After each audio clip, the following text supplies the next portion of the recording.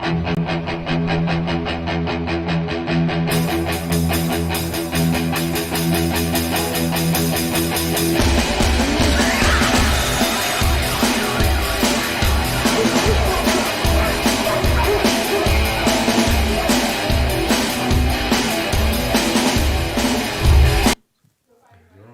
everyone, and welcome to LDM Radio Sports Talk, the show that talks about sports and other topics relatable to sports fans.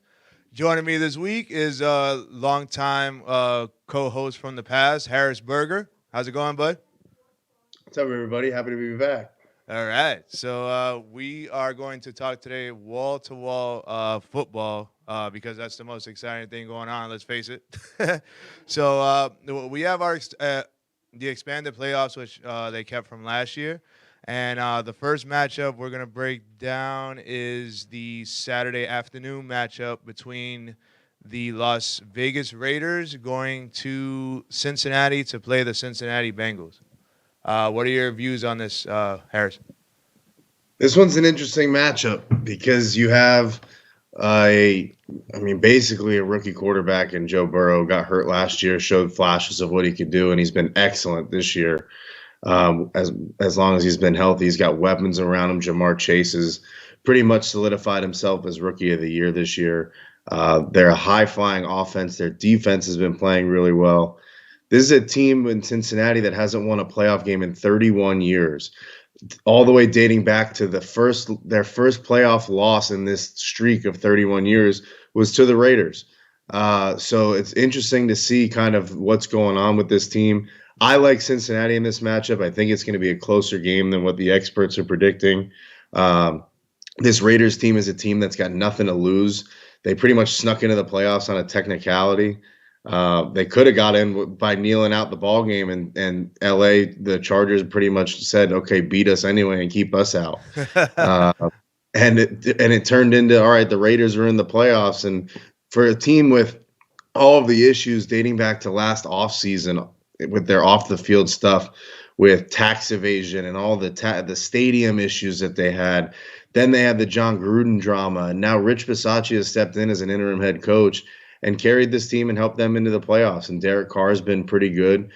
Their offense has gotten it done, and they've done a lot of it without their star and Darren Waller, who's back off of injury this week. He played in Week 18.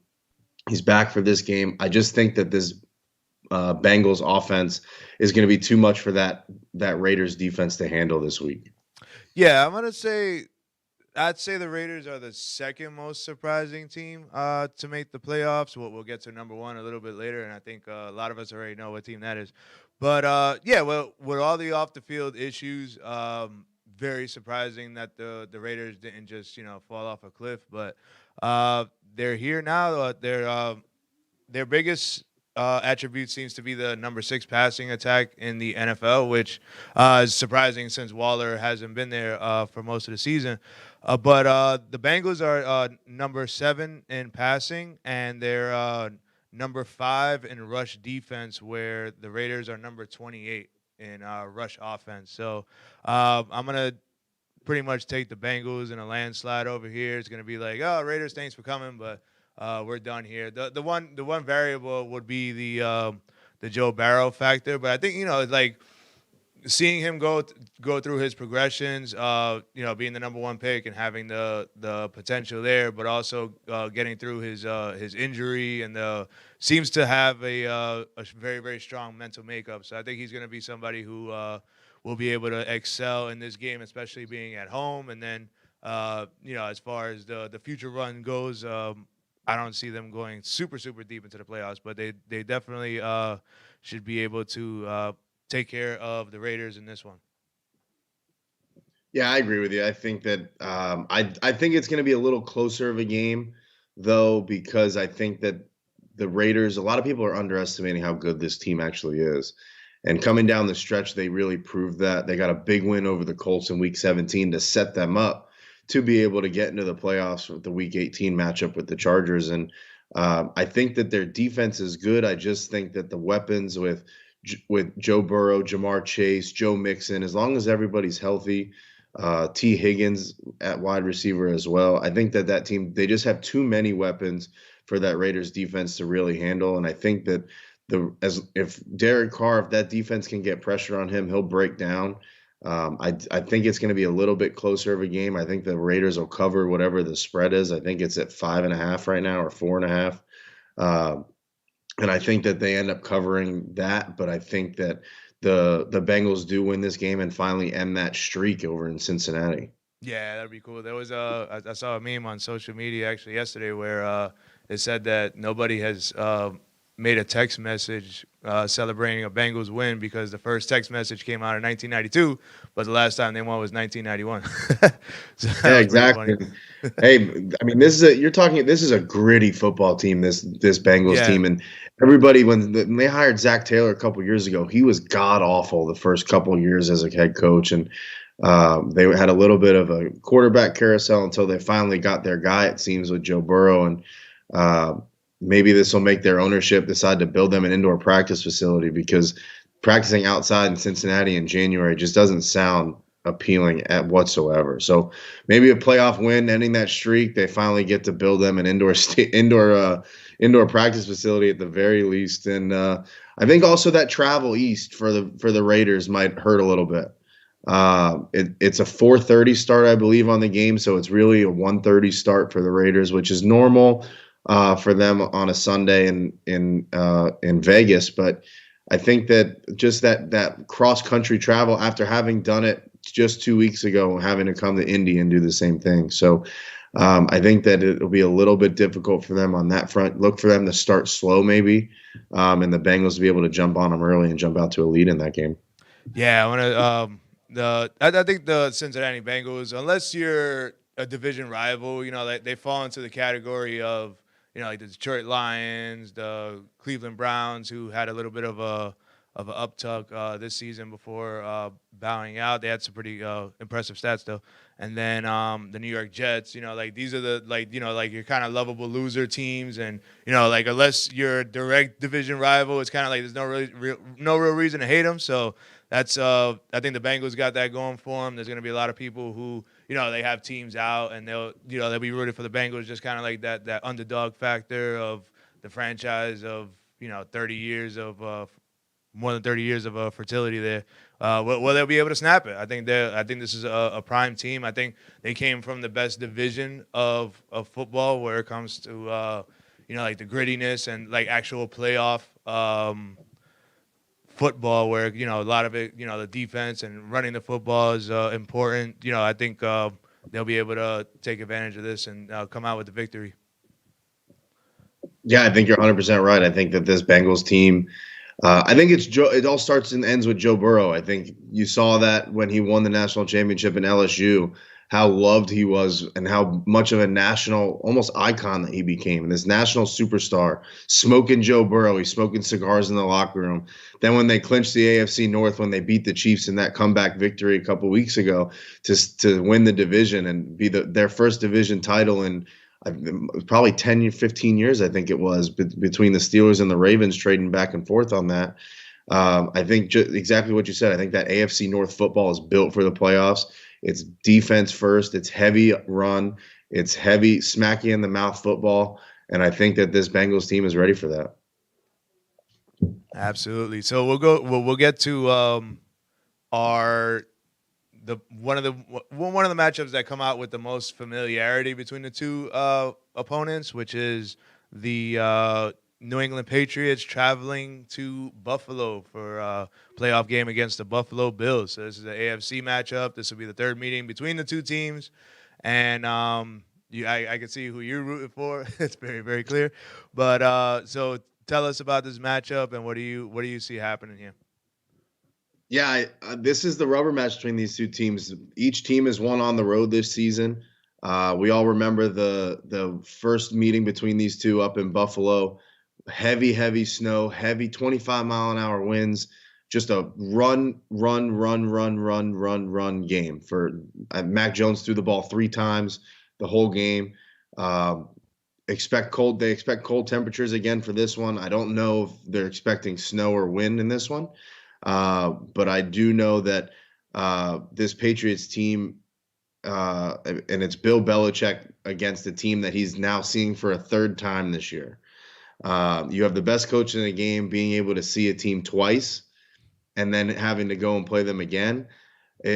It's tough to pick again. I'm not picking against this team. You might because you're a Jets fan and you would rather see Buffalo move on than the Patriots. But I think that this Patriots team is built for cold weather games. They have the number 1 rushing attack or number 3 rushing attack in football and at least the number 1 duo in football with Damian Harris and Ramondre Stevenson as a 1-2 punch.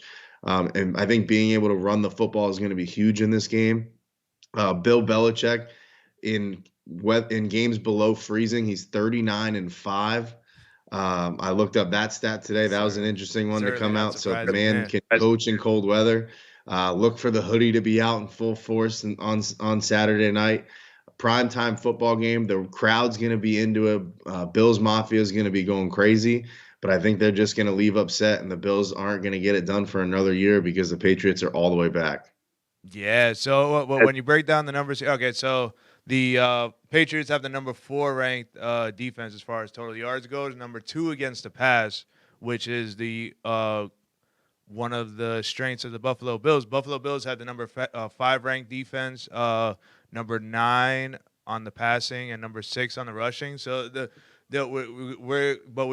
we've seen hot Josh Allen and we've seen cold Josh Allen, and in this weather, I don't think weather is going to be much of a factor as far as advantage goes because New England is just as Foxborough, Massachusetts is just as cold as Buffalo can get. The temperature in New York in New York City is supposed to be around 2021, so it definitely is going to be a super cold night over there in Buffalo, but but one thing, the Buffalo Bills have the number 1 ranked defense in the NFL as far as total yards goes, number 1 in passing, and number 3 overall in points. So everything is pointing toward the Bills here. I think I'm going to actually agree with you as far as the Patriots coming out with this because that's just what the Patriots do. Bill Belichick has the greatest amount of experience in dealing with these games. But it's going to be the Mac Jones factor. Is Mac Jones going to be able to handle the pressure? Being a rookie quarterback going in. We talk about a Joe Burrow who doesn't have the playoff experience, but I think in this situation, and especially toward the end of the year, it seemed like he was wearing down a little bit. Didn't really seem like he was as effective as in the beginning of the season. And there's no real winner in this for me. I'm hoping that whoever wins this one loses the next round. But I'm just gonna go with the Bills just because I think Josh Allen's gonna. I think he has more of the experience. I think he has more of the edge. And these two teams are very very close together in like their strengths and weaknesses. But the one factor is going to be the quarterback play, and I don't know if Mac Jones will be able to QB manage his way through this one again. Yeah, I think that's a great point. I think you look for the Patriots to come out and run the ball very, very fast, very hard, very often as soon as the game starts. I think that they're going to try to keep the game as close as they can and wear down that Bills defense. Without Tre'Davious White out with an ACL, that Bills defense is a little bit worn down towards the end of the year. I think nobody wants to get hit when it's that cold outside. And so look for the Patriots are they're going to come out and run the ball. If they can establish the run and keep the ball I wouldn't say keep the ball out of Mac Jones's hands, but effectively that's what you're doing. You're putting the ball in the hands of your playmakers. You're trying to limit as much pressure as you can on Mac Jones because what's basically happened over the last few weeks is the Patriots have gotten down early and they've gotten out of their definition, and what they have been all year long is a run-first offense. And Mac Jones has made plays when he's needed to make plays, but it all comes down to that run game. If the Patriots can get out there and establish a run game and open up play action for Josh Allen, not for Josh Allen, for Mac Jones, and basically be able to open up the field and spread things out, I think that they're going to be able to make it work. I think it's going to come down to having to stop Josh Allen. Keeping Josh Allen contained is a massive part of that defense, and the reason they were successful in the first time around and not so successful the second time around. The defense, they had a couple guys banged up last week against the Dolphins and ended up losing that game. They got down early on some offensive mistakes by Mac Jones and some other guys and had to play catch up and basically beat the Dolphins up in the second half and just ran out of time. But I would look for them to really try to keep Josh Allen contained. You'll see you'll see a safety coverage over the top, and you'll see J.C. Jackson on Stephon Diggs all day long, which is probably the best wide receiver versus cornerback matchup in the league this weekend in terms of matchups for this playoffs. Yeah, it's gonna be definitely gonna be interesting.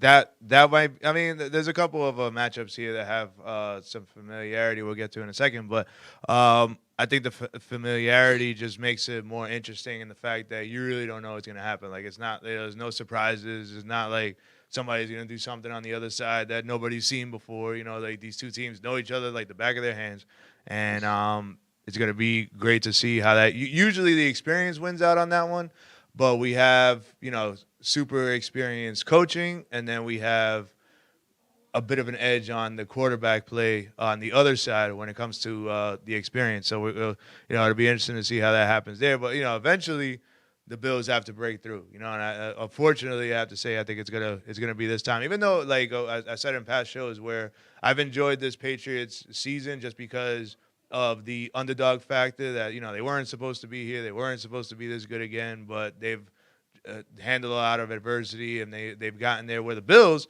have actually, they were very, very heavy Super Bowl contenders coming into the season, and we were looking at them for being the number one in the entire AFC. Well, a lot of people were, and then they were not able to accomplish that. We've seen some kinks in their armor, so I don't know about the Bills really getting super far, but I think we'll just take it week to week, and I think they squeak out of this one and then head into next week.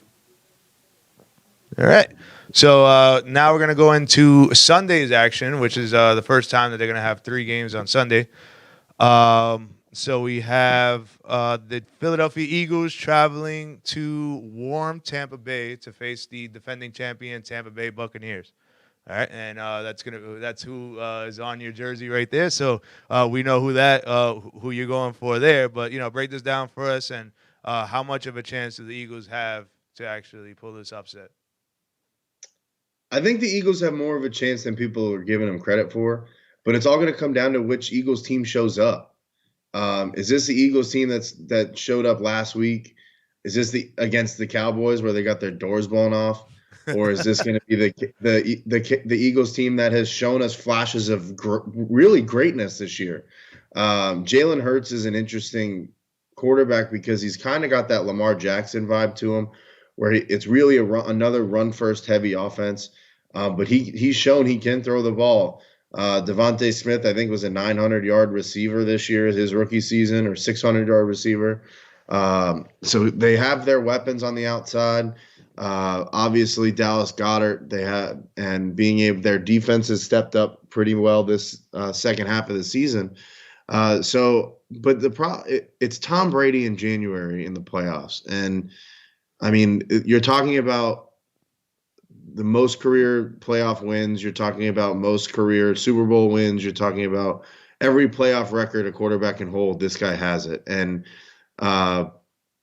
he's got a couple receivers that are banged up and hurt, but he's got Mike Evans. He's got Gronk. He's got a run game. Le'Veon Bell's catching touchdown passes, and nobody thought Le'Veon Bell would even get off the couch this season. So they find ways to plug and play guys. That defense is the best running defense in the NFL. And the Eagles are going to hit a wall. They'll get their chances, and it'll be a decent game. But I think that the Bucs end up taking this one and taking it pretty handily here.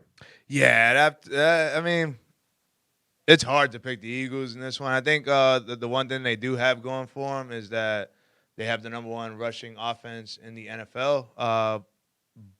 But we're going into it's going to be pretty much a fair weather Tampa Bay. I don't see them having anything close to even 60 degrees probably. But So as far as like your traditional, run the football and it's the playoffs and the cold weather, that's not gonna be a factor. So they don't really have that going for them, except for the fact that oh, and then the Buccaneers have the number three defense against the rush. So you're basically going strength versus strength there. That you have Tom Brady. I mean, what could you not say about Tom Brady? That's awesome. Number one passing attack. Number two overall passing as far as the offense goes. Only number 26 rushing, which is going to be interesting because of all the people that they put in and out of there and the injuries that they've had and how deep they'll be able to go in the playoffs. But it's very, very hard to make an argument here with how inconsistent the Philadelphia Eagles have been this season to see them coming out of this as a victory. But if they can rush the football effectively, if they're able to rush the football effectively, and then open up that passing attack, then if Jalen Hurts will be able to do that, I mean, that's a lot to ask. I mean, even me saying it out loud, I don't see this happening. I got to say that the definitely the Buccaneers end up going into round two here because you have the experience, you have everything basically on the Buccaneers side. Yeah, I agree with you 100%. It's just this Eagles team is interesting. I think they're on the right path. I think Nick Sirianni's got this team, and it's shocking to even say because you would have asked me after week 4 or 5 what I think about Nick Sirianni, and he was the biggest buffoon in the league. I think talking about planting flowers and haven't sprouted yet and whatever. The guy's been out of his mind. But you know what? He's coached a good football team this year, and they made the playoffs where nobody thought that they would. They were projected to finish second to last or last in their division. Washington was supposed to finish ahead of them, and they didn't. They had an underwhelming year. This is definitely a step in the right direction for the Eagles. I think they're just running into a buzzsaw here in the playoffs. Well, yeah, I mean, the fact that two NFC East teams made the playoffs is an accomplishment within itself, for sure. Exactly. That was my next point. Exactly what I was going to say. I think that, but like we said, it's Tom Brady. It's January. It's playoff football, and I don't think that the Eagles are ready for that. Yeah, and but I it's think great. that Tom Brady. It's great. I mean, the guy set a career high in passing yards. He's 44 years old. Yeah. Like it's insane what the guy just continues to do and continues to prove people that he can keep playing. And it's just funny to see the everyone that's doubted him 10 years ago said he fell off a cliff, and now he's still winning Super Bowls, still making playoffs. Arguably one of the MVP candidates this year. I think that this Eagles team should be happy they made the playoffs, and I don't think that the Eagles fans are going to be happy to hear that this is where it ends. Yeah, but I think as far as the future development goes of the Philadelphia Eagles, the franchise, and Jalen Hurts himself, this is all going to be a great experience to go through, even if it doesn't work out for them, because it'll just, it'll give them the experience moving forward and such like that. But it's just very hard to see really this game even being kind of close, let alone, having that super upset happen. But, in the opening weeks of the NFL, you always get that huge upset. I'm going to say it's going to come on a little later in the show. I don't think it's going to be this one. I don't know. All right, so we got our second matchup of Sunday is going to be the San Francisco 49ers going to the Dallas to face the Dallas Cowboys in a little 90s turn back the clock rivalry here that's reopening. Yeah, this is my upset pick of the week. I got the 49ers winning this game. I don't think that the Cowboys have played well enough to win this game over the last few weeks. You would have asked me after week 6, 7 how good the Cowboys were, and I would have said, this Cowboys team has a real shot at making a run. But they just haven't really been there defensively. Everybody's giving all these props and defensive player of the year prospects and everything to Trayvon Diggs. And this is a guy, he's got 11 or 12 picks on the year, but he also has the most yards against him this year. People target him. That's why he has the picks. So it's the bad quarterbacks that are making bad plays. but the guy's getting targeted. The reason why some of the best corners in the league don't lead the league in interceptions is because they're not targeted. That was the one thing, how good people were talking about how good Richard Sherman used to be. That's because Richard Sherman, that side of the field was gone. Same thing with the Rams and Jalen Ramsey. He cuts off that side of the field, and the quarterbacks can't even throw to that side of the field when he's out there. So I think that this Cowboys team is good. I think that they're on the right path. I think that this San Francisco team, when I flip the script here a little bit, this San Francisco team is hot right now. They got hot at the right time. Deebo Samuel's a superstar in this league. Jimmy G is playing good football, good enough football to win. That San Francisco D is humming. And I think that these guys just keep going and they keep rolling through this team this week in Dallas. And I think they go into Jerry World and come out with a win. And Cowboys fans continue to be disappointed, much to everybody else in this country and the world that aren't Cowboys fans' joy. The Cowboys continue to not win in the playoffs. All right. So I'm going to say that you make some very good points. We have the number one ranked offense, scoring points and in total yards, going against the number 3 defense in the NFL this year. And the opposites, like you talk about the Dallas, the 19 ranked defense, 21 against the pass, which is speaks to what you're saying about Diggs getting picks and then picked on. Both, he's has the most interceptions, but has also led up the most yards. But I'm gonna say that the Cowboys end up pulling this one out. I think I'm gonna say that this is gonna be the Dak Prescott moment where he ends up just defying all the odds and just playing at his best. And he's went through the adversity, much like we were talking about Joe Burrow with the injury, and he's had the experience of going through the playoffs a couple of times. And I think there is a gear in the running back Zeke. I forgot his name for a second. But there's a gear in him, I think, that hasn't been hit yet, and I think that it gets hit in this game somehow. Because he has, if you're gonna clamor about all that money, you have to back it up. And this, I don't think their rushing attack overall has spoken to that. To the price tag that he demanded, and threatening to hold out and then eventually getting the money.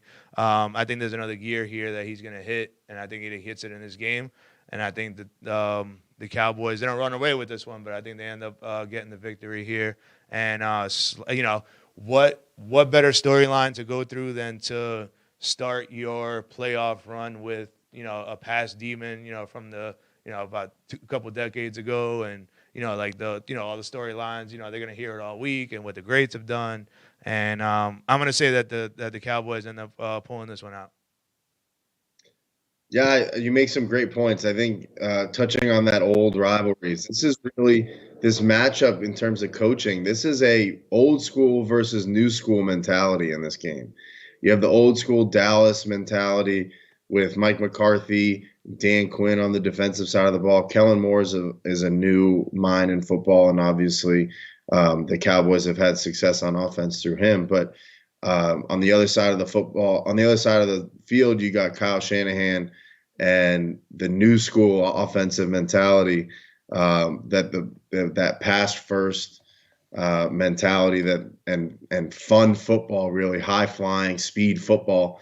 That is what the San Francisco 49ers bring. And I think just the weapons like Deebo and George Kittle, Elijah Mitchell, I think that they're just going to be too strong. Kyle Juszczyk getting factored in there. I think that they're just going to be too strong for this Dallas defense. I think that it's going to be a high-scoring affair in this game, I believe.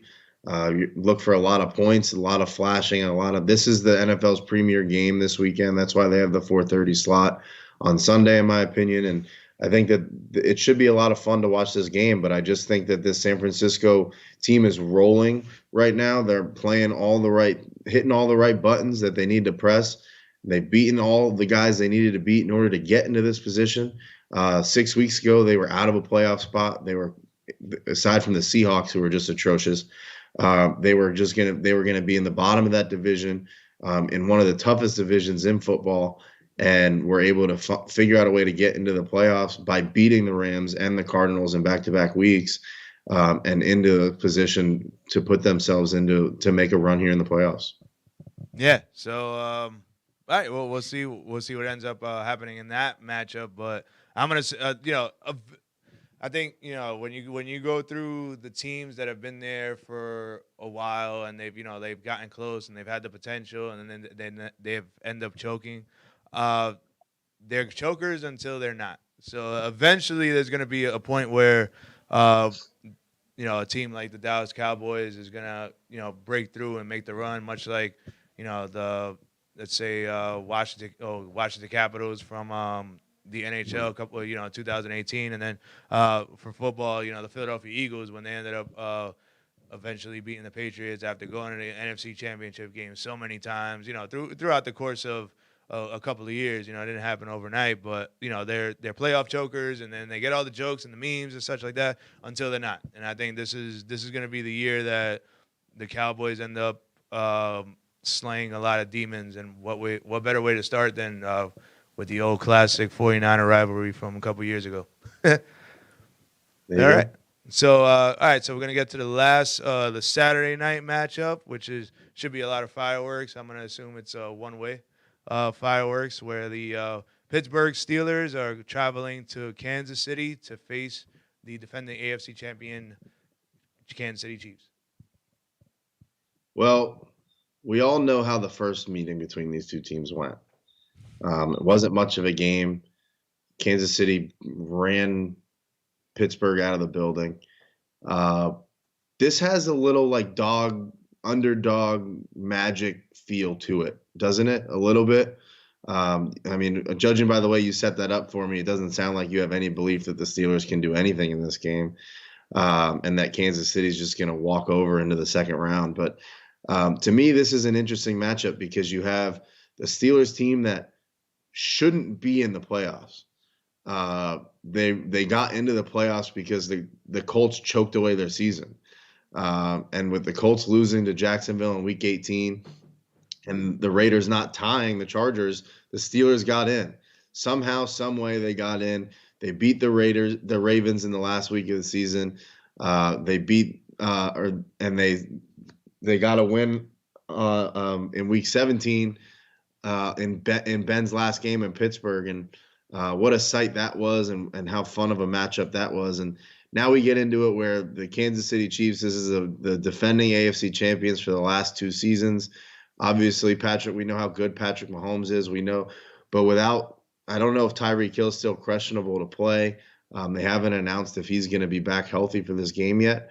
I believe Clyde Edwards-Helaire is still out as well. So you have some of these key pieces in that Kansas City offense that might not be there for this game, going against the Steelers team that has nothing at all to lose. You see Ben talking in a press conference today how good the Kansas City Chiefs are and how bad the Steelers are, and the Steelers don't deserve to be in the playoffs, and they're going to lose by 20 and all this stuff. And it's like you kind of sit there and you go, this is a Steelers defense that can steal this game. If this Steelers defense comes out and plays the way they've played in the last few weeks and gets pressure on Patrick Mahomes and gets turnovers, and TJ Watt gets to the quarterback and they can stop the run and they can hold the passers down, keep Travis Kelce under control, things like that, this game is going to be a lot closer. I think the spread right now is at 13 points. I think that the Steelers team finds a way to keep this close, or they're going to get their doors blown off. It's either going to be a last-second field goal to win this game.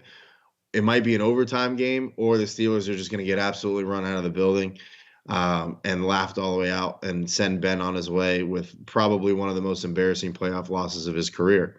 But this is Ben's last ride, and we saw what happened when an AFC North figurehead went on their last ride with nothing to lose, and that was the Baltimore Ravens all those years ago when Ray Lewis said, this is it, and they went on a run and ended up winning the Super Bowl with nothing to lose. And this is the same kind of feel, in my opinion, to that. And I would just keep an eye out for that Pittsburgh defense to figure it out. Juju came back to practice today. There's a chance outside, maybe 3 or 4% chance that he plays on Sunday. Probably not, but I mean, Najee Harris was one of the best rookies and offensive rookies this season. Uh, he could get going against this Kansas City defense that has been really good the last few weeks, but they started really slow this season. And if they end up showing flashes of that early, look for this Steelers team to capitalize on those mistakes. Yeah, when it comes to when you look at the numbers, the Steelers should not be here, especially when you think about how prolific the Chargers offense was and the rushing attack that the Colts had, and they ended up just not being a complete enough team to make one of the 7 teams of the playoffs. But the Steelers did, and they're here right now. Pretty much saved by the one tie that they had against the Lions that really helped them out a lot. But Yeah, who would have thought that? Of all the things when they tied the Lions, people said, "Oh no, this Steelers team is dead." They said Ben can't do it anymore. Ben has to retire tomorrow. They said all that when they tied the Lions, and that's the one thing that ultimately saved them later in the year. yeah, 100%. That and bonehead mistakes by coaches that they were playing against. But that's it. When you look at the Steelers, at 23rd overall in offense, 29th for rushing, and as far as defense goes, number 24 overall, and dead last in rushing defense. They're not playing the most prolific rushing attack, but you have a team and a coach where you have Patrick Mahomes, Andy Reid. Obviously they've been there before. They know how to pick apart teams and things like that. So I see them just running up the score on this one. The one Achilles heel with the Chiefs, and they've been through their rough patch. They started off very slow. They looked like they were just human. They weren't the abominable elite team that they were in years past. But then they ended up rightening the ship, winning a bunch of games in a row. And I think they're going to take that momentum in there. But their Achilles heel is the defense. So you're looking at a Hall of Fame quarterback going into a playoff game, a road playoff game, and there is a chance where he can, if we see a great Ben Roethlisberger in his last game, be able to pick apart a defense. This is the defense. We had 27 ranked defense, 28th against the pass, 22nd against the run. So if the Steelers are able to mount some kind of great playoff performance led by an actual Hall of Fame quarterback, you could see an upset happening here. But I mean, I'm not. I think the Eagles have a better chance of being the big upset of the week, but I really don't see the Steelers being able to overcome Kansas City Chiefs team with so much pedigree. Yeah, I agree with you. As much as I would love to see Ben go on a run here and find a way to knock off this evil empire that is the Kansas City Chiefs that they're starting to get that MO with, and all the preemptive praise that Patrick Mahomes has gotten, and he showed signs of being human this season and throughout the season. And like you said, they've gotten going recently, and I think that this Pittsburgh team, although they should not be where they are here. And I think you can't count them out. Mike Tomlin is one of the best coaches in football, and has been over the last 15 years. And I don't think you can count him out in the playoffs, and I don't think you can count this team out in the playoffs. I think they had a bad experience going to Arrowhead the first time around, and I think they're going to learn from that and make the changes that they need to make in order to give themselves a puncher's chance to win this game. But it just always that underdog, nothing to lose mentality is what I think gives them a little bit of an edge, where you might see a lot of people in Kansas City and a lot of Kansas City fans, and maybe even some guys in that locker room that are going, yeah, we blew this team out by 40 the last time we played them, and we don't really need to think about it anymore. But we'll see. I think that this Pittsburgh team obviously doesn't deserve to be where they are. They're heading for a rebuild. But it's one last ride for 7, as they're saying in Pittsburgh, and we'll see if they can help them out.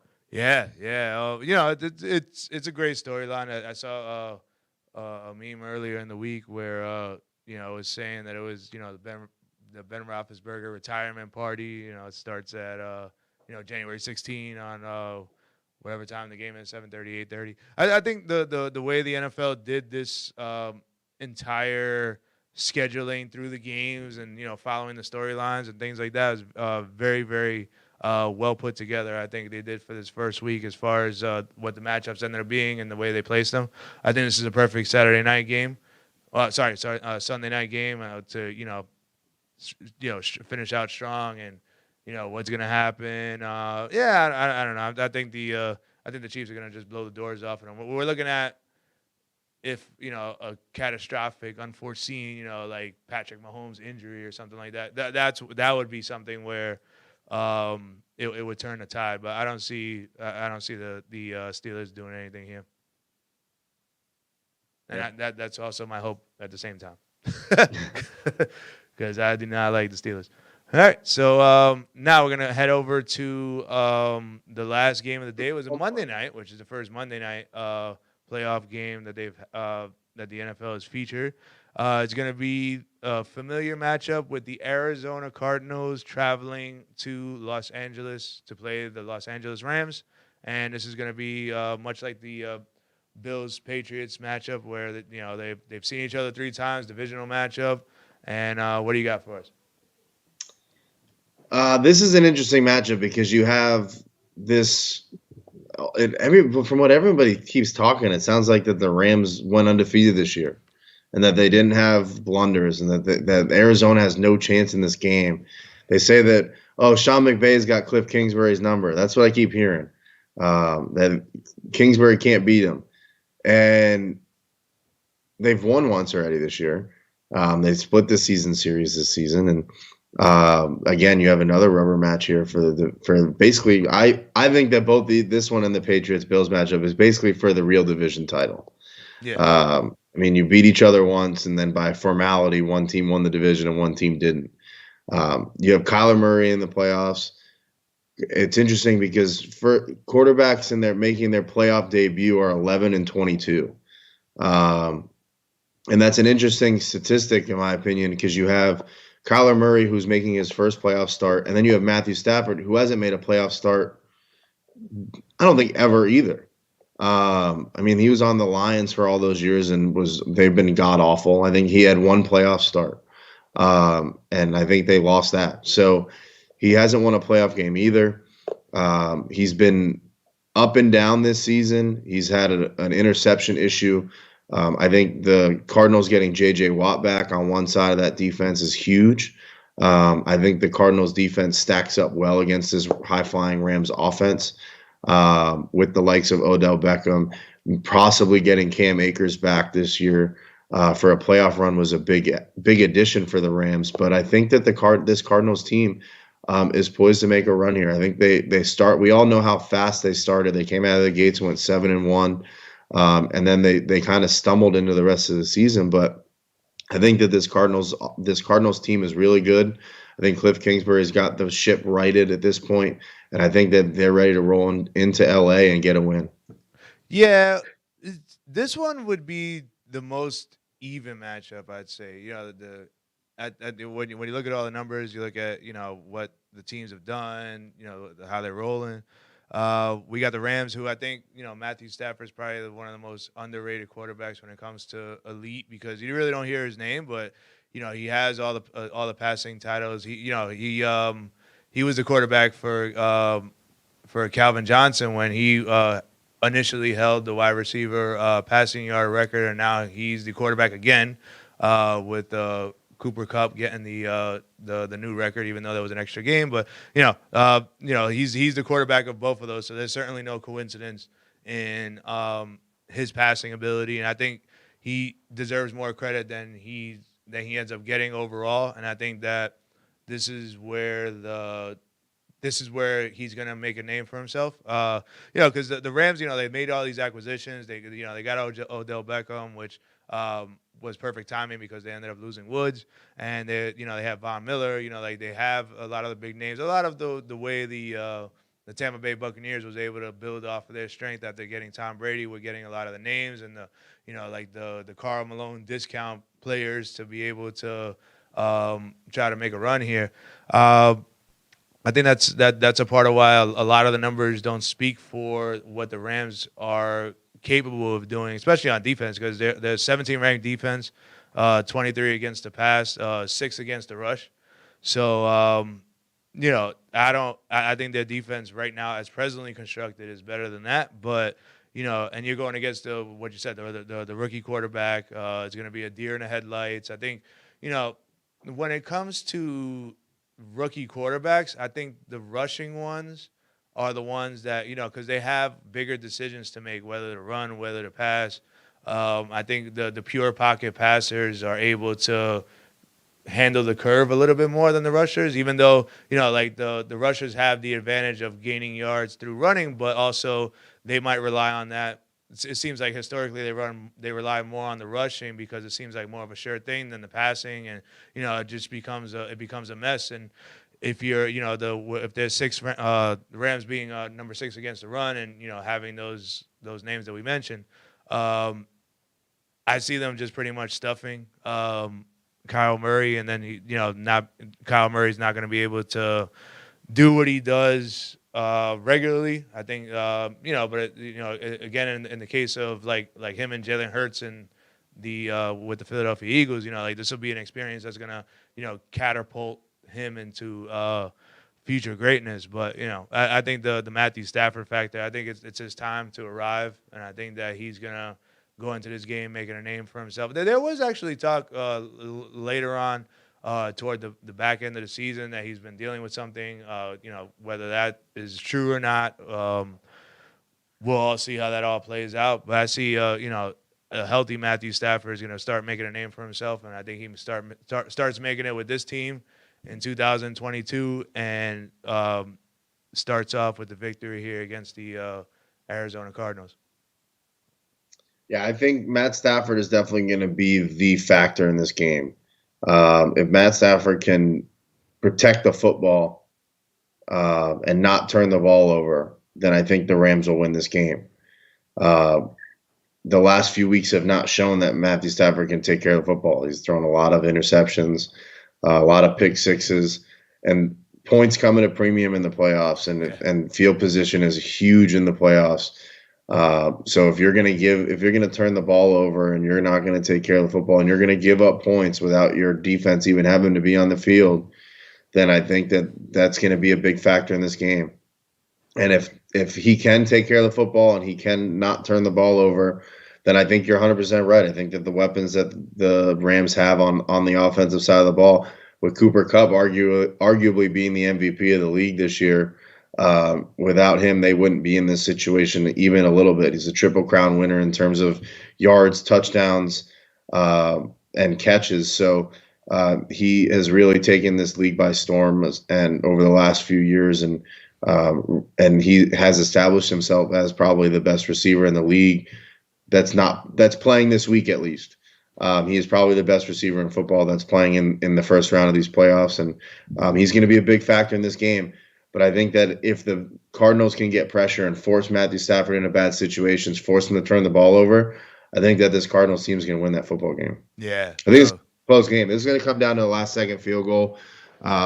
Overtime. I get to even see this game going to overtime and predicting a winner that way. But I think that the Cardinals defense is going to be flying around. Budda Baker, Chandler Jones, J.J. Watt. I think that this team is so good on the defense, and they're going to be able to get in Matt Stafford's face and disrupt him and be able to help them win that game. Yeah, so it's guaranteed. It's going to be an action-packed power week of football. It's going to be a lot of great matchups. I don't know if we're going to see the big upsets like we've had in the past couple of years, but that's why they play the games, and we didn't see that all back then either, but they ended up happening. So that does it for our show for this week. So thank you very much, Harris, for stopping by again. Thanks, guys. Appreciate it. Definitely come back anytime. And my name is Alfonso Caldero, and we'll see you next week. LDM Radio Sports Talk.